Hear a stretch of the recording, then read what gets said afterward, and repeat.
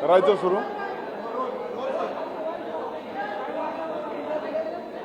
मुख्यमंत्री माझी शाळा सुंदर शाळा हे अभियान स्थगित करण्यात आलेलं आहे, किंबहुना ही योजना बंद करण्यात आलेली आहे.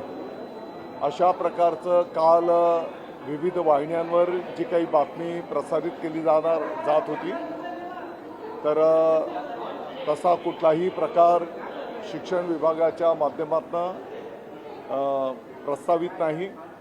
उलट मुख्यमंत्री माझी शाळा सुंदर शाळा टप्पा 3च्या अंमलबजावणीच्या दृष्टिकोनातून काही चांगल्या बाबींचा समावेश या योजनेच्या प्रारूपमध्ये त्या ठिकाणी करायला घेतलेला आहे.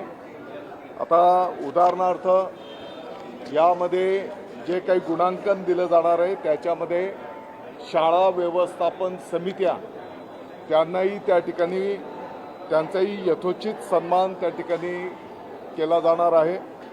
त्याच्यासोबतच हरित शाळा, एक पेड़ माँ के नाम, निपुण महाराष्ट्र, शालेय पोषण आहार योजनेची प्रभावी अंमलबजावणी झाली पाहिजे.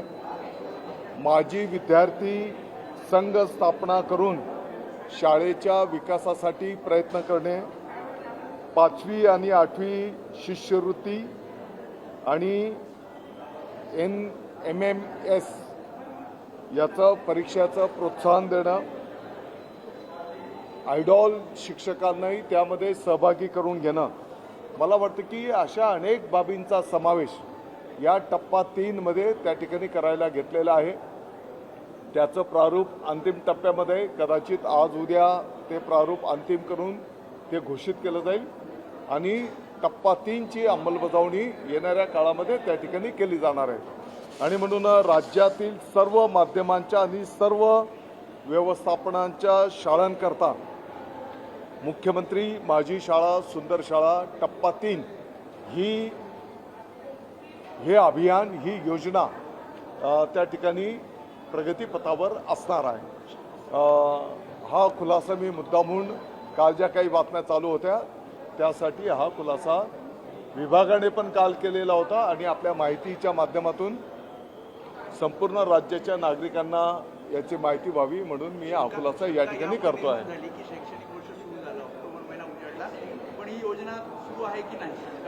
योजना ऑलरेडी सुरू आहे. त्याच्यामध्ये आणखी काही चांगल्या बाबींचा समावेश आपण केलेला आहे आणि त्याचंही प्रारूप आज उद्या त्या ठिकाणी प्रसारित केलं जाईल. आता isakal.com आहे देशातील नंबर 1 ची मराठी न्यूज वेबसाईट. प्रत्येक अपडेटसाठी isakal.com ला नक्की भेट द्या.